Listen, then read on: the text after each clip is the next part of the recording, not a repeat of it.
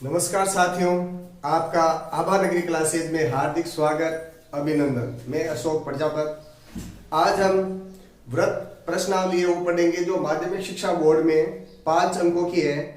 और 5 अंक किस प्रकार के आएंगे? एक तो ऑब्जेक्टिव टाइप का क्वेश्चन होगा, एक अति लघुतरात्मक होगा जो एक अंकों का होगा, और एक 3 नंबर का क्वेश्चन होगा जो अपने बड़ा क्वेश्चन आएगा लघुतरात्मक। ठीक है, तो देखते हैं कैसे होते हैं। एक तो होता है ऑब्जेक्टिव टाइप क्वेश्चन और एक होगा अपने अति लघुतरात्मक जो एक नंबर का होगा, और एक होगा निबंधात्मक। तो 3 नंबर के ये क्वेश्चन है। 3 नंबर में किस प्रकार ये एक नंबर के क्वेश्चन आएंगे वो आज इस पार्ट में पढ़ेंगे। अगले वाले भाग में हम 3 नंबर का क्वेश्चन पढ़ेंगे, इसमें एक नंबर से संबंधित पढ़ेंगे। और तो इसके बारे में थोड़ी सामान्य से जानकारी है जो हमें आनी चाहिए। किसी भी प्रकार का क्वेश्चन हो सकता है।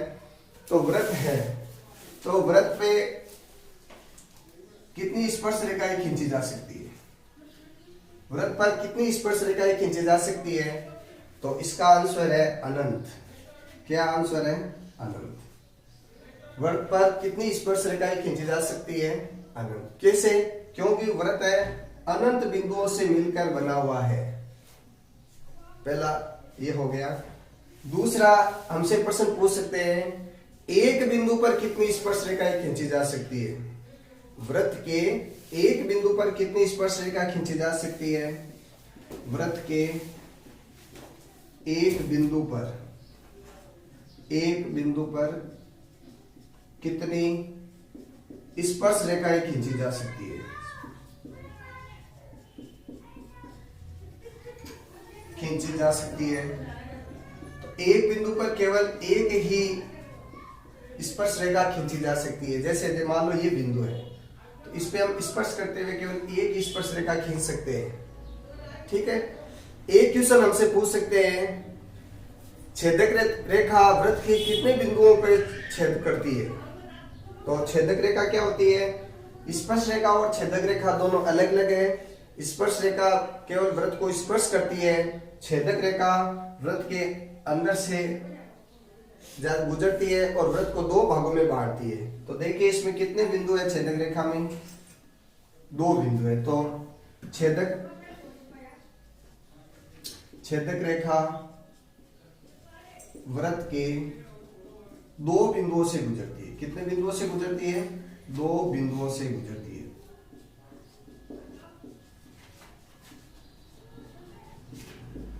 एक तो ये ध्यान रखना है, स्पर्श रेखा ये ध्यान रखना है। और एक किसी बाह्य बिंदु से, अब आगे चलते हैं किसी बाह्य बिंदु से। जैसे मान लो ये बाहर बिंदु P है, तो इससे कितनी स्पर्श रेखाएं खींची जा सकती है? तो इससे 2 स्पर्श रेखाएं खींची जा सकती है। देखिए एक तो ये और एक ही, तो 2 ही स्पर्श रेखाएं खींची जा सकती है। तो एक हमारे पास अगला ये हो गया, ये अपने प्रमेय भी है। एक प्रमेय भी है किसी बाह्य बिंदु से खींची गई स्पर्श रेखाएं माप में बराबर होती है, वो अभी हम लिखेंगे। लेकिन हम पढ़ रहे हैं किसी बाह्य बिंदु से कितनी स्पर्श रेखाएं खींची जा सकती है? किसी बाह्य बिंदु से कितनी खींची जा सकती है? 2 स्पर्श रेखाएं। 2 स्पर्श रेखाएं खींची जा सकती है।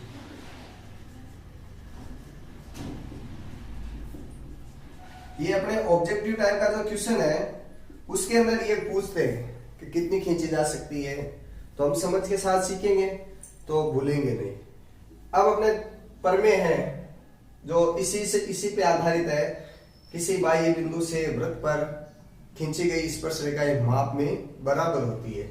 तो इसका मतलब क्या हुआ? जैसे मान लो ये A और B बिंदु पे स्पर्श कर रही है, तो इसका मतलब क्या हुआ? ये वाली लंबाई और ये वाली यानी AP = BP, यानी इसके माप के बराबर है। और माप का बराबर होने का कारण क्या है? प्रमेय है। क्या प्रमेय है? किसी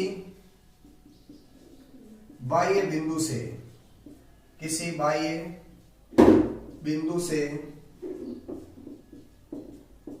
वृत्त पर खींची गई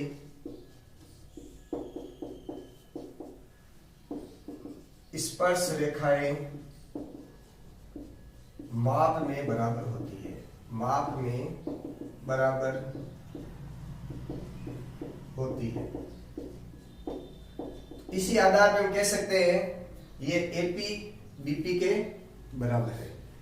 एक प्रमेय अपने और होता है,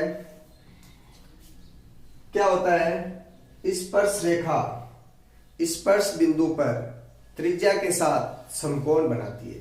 वो प्रमेय हम यहां लिख लेते हैं। कैसे देखिए, जैसे मान लो यही है, इसमें ये छेदक रेखा हटा देते हैं एक बार, केवल स्पर्श रेखा ही रखते हैं ये वाला बार बार। तो इसमें देखिए ये स्पर्श रेखा है, स्पर्श बिंदु है ये रहा, और इसकी ये त्रिज्या है, तो इसके साथ में ये 90 डिग्री का कोण बनाएगा। कितने डिग्री का कोण बनाएगा? 90 डिग्री का। ये भी एक प्रमेय है। स्पर्श रेखा लिख लेते हैं एक बार, आप भी लिखिए। स्पर्श रेखा स्पर्श बिंदु पर त्रिज्या के साथ, किसके साथ? त्रिज्या के साथ समकोण बनाती है, समकोण बनाती है। तो ये भी पूछ सकते हैं आपको कि स्पर्श रेखा है, स्पर्श बिंदु पर त्रिज्या के साथ कितने डिग्री का कोण बनाती है? 90 डिग्री का कोण बनाती है। तो ये तो इसके साथ में ये 90 डिग्री का कोण बनता है, और हमसे ये वाली इसकी लंबाई पूछे, तो ये देखो पाइथागोरस प्रमेय समकोण त्रिभुज में लागू होता है। तो ये पाइथागोरस प्रमेय के द्वारा दो यदि कोई भुजा दे रखी है तो तीसरी भुजा निकाल सकते हैं। तो इस प्रश्नावली में जो एक एक नंबर के जो क्वेश्चन बनते हैं, एक तो इस प्रकार के प्रमेय से संबंधित बन सकते हैं, और एक इस प्रकार के जो मैंने छोटे छोटे क्वेश्चन लिखे हैं ऐसे बनेंगे। और ये सभी क्वेश्चन महत्वपूर्ण है, आप इनको विशेष तौर पे देखेंगे। अब चलो क्वेश्चनों को करते हैं। ये वाला एक बार हटा देते हैं।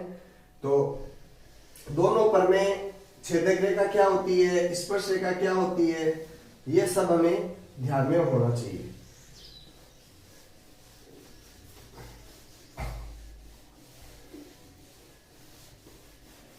चलिए क्वेश्चन पढ़ते हैं। एक बिंदु Q से वृत्त पर स्पर्श रेखा की लंबाई 24 सेमी है। देखिए ये वृत्त है, एक बिंदु Q से, अब मान लो ये बाहर कोई बिंदु Q है। अब इस Q से स्पर्श रेखा की लंबाई ये इस प्रकार दे दिया, इसकी लंबाई है 24। आगे क्या कह रखा है?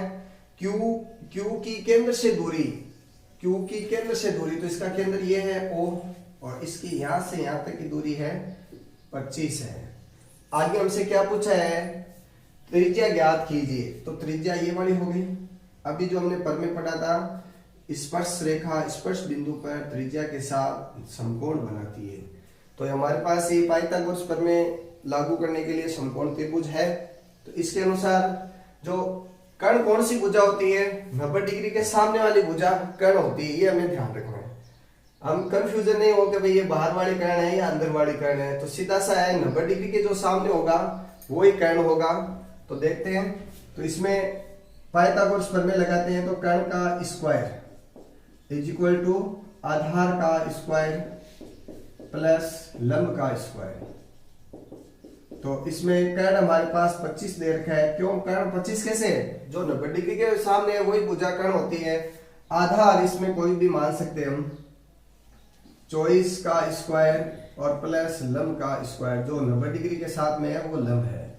तो 24 का स्क्वायर और 25 का स्क्वायर होता है 625, 24 का होता है 576 प्लस लंब स्क्वायर। अब यहाँ ये प्लस का है, पक्षांतरण करेंगे तो माइनस का हो जाएगा। 625 माइनस 576 इज इक्वल टू लंब स्क्वायर। ठीक है, और इसमें से हम घटाते हैं तो 49 आता है लंब स्क्वायर। और जब ये स्क्वायर उधर अंडर रूट में जाएगा, पक्षांतरण करेंगे तो अंडर रूट में चला गया, तो इसका मान कितना आ जाएगा? 7 सेमी। ये एक नंबर का क्वेश्चन है, महत्वपूर्ण क्वेश्चन है, और पाइथागोरस के द्वारा हम इसका मान निकाल सकते हैं। अगला एक क्वेश्चन दे रखा है, यदि टीपी, अब टीपी और टीपी टीक्यू केंद्र O से केंद्र O वाले किसी वृत्त पर दो स्पर्श रेखाएं इस प्रकार है। तो ये तो TP या बार T है, ये P है, ये Q है। इस प्रकार स्पर्श रेखाएं हैं। तो इसमें क्या कह रहा है, कोण POQ, POQ ये 110 डिग्री का है। तो हमें क्या निकालना है, TPQ, ये वाला कोण हमें निकालना है। एकदम सिंपल सा क्वेश्चन है। इसमें देखिए हमें ये पता है स्पर्श रेखा स्पर्श बिंदु पर त्रिज्या के साथ समकोण बनाती है। ये भी समकोण है, दोनों समकोण है। ये 90 डिग्री का, ये 90 डिग्री का। अब ये एक चतुर्भुज लग रहा है। चतुर्भुज का नाम क्या हो सकता है, चतुर्भुज PTQO ले लेते हैं, O में। और ये चतुर्भुज है और चतुर्भुज के चारों कोणों का योग होता है 360 डिग्री। तो 360 में से इन तीन कोणों को घटा दें, लिखते हैं चतुर्भुज के चारों कोणों का योग बराबर कितना है, 360 डिग्री। तो कितने कितने कोण दे रखा है, 90, 110 और 90, फिर प्लस और ये x मान लेते हैं बराबर 360 डिग्री। तो ये कितने हो जाएंगे, ये तो 200, 290 प्लस x बराबर कितने हो गए 360। तो x बराबर क्या हो जाएगा, इसको पक्षांतर कर देते हैं, 360 में से 290 कम कर देते हैं। तो ये अपने x बराबर कितना बच गया, 70 डिग्री। तो एकदम सिंपल सा क्वेश्चन है। तो आप इसको देखेंगे, ये बाद वाले 90 डिग्री के कोण कैसे हुए, क्योंकि स्पर्श रेखा स्पर्श बिंदु पर त्रिज्या के साथ समकोण बनाती है, आप लिख सकते हैं। अब एक कई बार ऐसे भी दे सकते हैं, मान लो यहाँ इसको समद्विभाजन कर दे, यहाँ इसको समद्विभाजन कर दे। तो समद्विभाजन कर दे तो हमें इतना सा ध्यान रखना है कि भाई ये कोण आधा इधर हो जाएगा, आधा इधर हो जाएगा। जैसे मान लो एक और क्वेश्चन दे रखा है अपने इस प्रकार, यहाँ कोई बिंदु बाहर है, ये 80 डिग्री का कोण है। तो आपसे ये वाला कोण पूछे, ये वाला कोण, तो आप बताइए कितना होगा। तो हमें पता है 80 का हमने समद्विभाजन कर दिया तो 40-40 इधर हो गए। ये 90 डिग्री का है, तो ये 90 डिग्री का है, तो हम इसको त्रिभुज मान लें। इसमें ये त्रिभुज है, तो त्रिभुज में तीनों कोणों का योग 180 डिग्री होता है। तो इस वाले में देखो 180 में से ये घटा दें तो 90 कम हो गए, तो 90 और इस 90 में से 40 गए तो ये 50 डिग्री का हो गया। केवल ऊपर वाला कोण पूछे, मान लो ये A, P, Q और O, मान लो केवल इतना सा कोण पूछे तब ये 50 है, और पूरा पूछेंगे तो हम चतुर्भुज मान के इसको करेंगे, क्योंकि चतुर्भुज की आकृति आ जाएगी। बीच वाली रेखा नहीं है तो चतुर्भुज है, बीच वाली रेखा है तो त्रिभुज है, और त्रिभुज का 180 में से हम घटाते हैं। ये दोनों क्वेश्चन एक जैसे, ये सिंपल क्वेश्चन है, हमें 1 नंबर दे सकते हैं। एक देखो सिंपल सा क्वेश्चन है, 5 सेमी त्रिज्या वाले एक वृत्त के किसी बिंदु P पर स्पर्श रेखाएं। एक बार चित्र बना लेते हैं इसका। ये 5 सेमी त्रिज्या वाला कोई एक वृत्त है। 5 सेमी त्रिज्या वाले एक वृत्त के बिंदु P पर स्पर्श रेखा PQ केंद्र O से जाने वाली एक रेखा से बिंदु पर इस प्रकार मिलती है कि O, ये तो 12 है तो इसकी लंबाई बताइए। P ये इस प्रकार है, देखिए O है, ये Q है, ये इसकी स्पर्श रेखा है PQ, ठीक है, और ये इसके साथ 90 डिग्री का कोण बनाती है। ये वाली 12 है तो PQ की लंबाई पूछी है, PQ की, ठीक है, और ये 5 सेमी है। तो अभी जैसे ये वाला प्रश्न किया था सेम यही है, केवल मान अलग कर दिया। हमें ये पता है 90 डिग्री का है, ठीक है, तो 90 डिग्री के सामने वाली भुजा कर्ण होती है, वो हमने किया है। इसमें किसका मान निकालना है, लंब का मान निकालना है या आधार का, जो भी मान, आधार का मान निकालना है इसमें, या लंब का, दोनों एक ही होते हैं। तो इसको कैसे करेंगे, कर्ण का स्क्वायर इज इक्वल टू आधार का स्क्वायर प्लस लंब का स्क्वायर। एक इसमें ध्यान रखना होता है, जो 90 डिग्री के सामने होती है वो कर्ण होती है, बाकी तो हम आधार की जगह लंब, लंब की जगह आधार लिख सकते हैं। और आधार इसमें मान लेते हैं PQ है, पी क्यू का स्क्वायर और लंब इसमें है 5, यानी जो त्रिज्या है 5 का स्क्वायर, तो 12 का स्क्वायर, 12 का स्क्वायर लिख ही लेते हैं। 12 का स्क्वायर अपने हो गए 144, 12 का स्क्वायर होता है 144, पी क्यू का स्क्वायर हमें ज्ञात करना है और इसका होता है 5 का 25। अब देखो 25 इधर प्लस में उधर पक्षांतरण कर देते हैं, तो 144 माइनस 25 बराबर पी क्यू का स्क्वायर। तो 144 में से हम 25 कम करते हैं तो 119 आता है, ये है पी क्यू का स्क्वायर। हमें पी क्यू का मान चाहिए, तो ये वाला स्क्वायर उधर चला जाएगा तो अंडर रूट में आ जाएगा, और 119 हमें पता नहीं है किसका है। वैसे निकाल तो सकते हैं, पॉइंटों में निकालेंगे, लेकिन हमारे एवरेज में जो ऑप्शन दे रखे हैं उसमें देखो 119 रूट ये दे रखा है, तो इसका सही आंसर क्या हो जाएगा, डी आंसर इसका सही हो जाएगा।